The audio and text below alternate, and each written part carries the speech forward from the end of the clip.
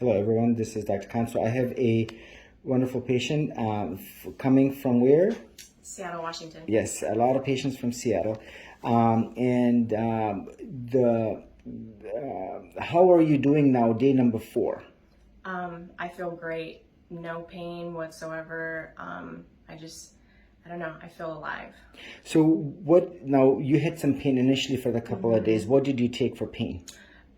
So I think the first 24 hours I took a half a pill of the Percocet, and then a tramadol was alternating, and then by Friday morning at 3 o'clock, I'd taken my last tramadol, and then extra strength Tylenol Saturday, and haven't taken anything since Saturday. So Yep. And then you had, relatively speaking, large implants, like 425 cc silicone under the muscle, correct? Yes, that's correct. For someone relatively small, those were large implants. Now, as you see, clearly you did not need a lift. Clearly you did not need drains, and you retracted recoil given your young age. Now, what other symptoms have you sought improvement on given the many symptoms of breast implant illness? One of the first things that I noticed was the pain that I constantly had in between my shoulder blades was completely gone. I'd have like a constant pain in my right breast. I haven't had any pain in my breasts whatsoever.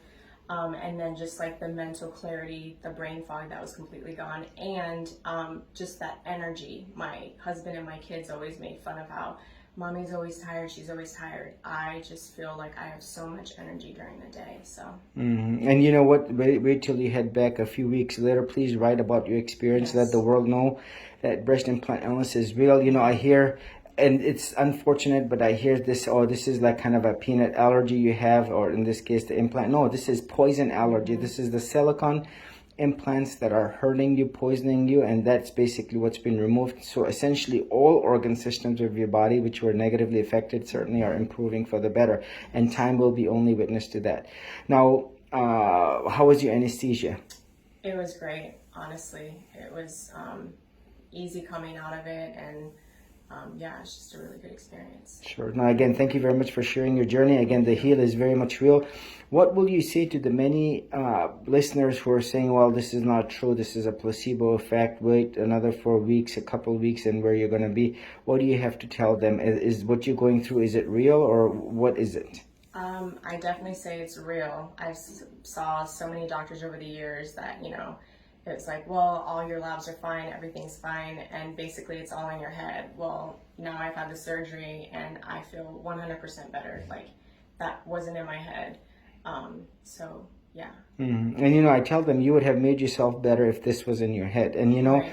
this also, the many, many, many other ladies who have explanted successfully, where all inflamed tissue was sent, and we will see basically that hopefully very soon that the implants will only be banned because that's where they belong. No one young like you has to and should go through all of this, when especially it's preventable, right? And we all know it's replete with problems. They're not meant to be in the body forever. They're associated with lymphoma.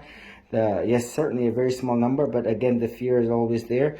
And then obviously the many signs and symptoms of breast implant illness that you were exhibiting. Now, let me ask you another question.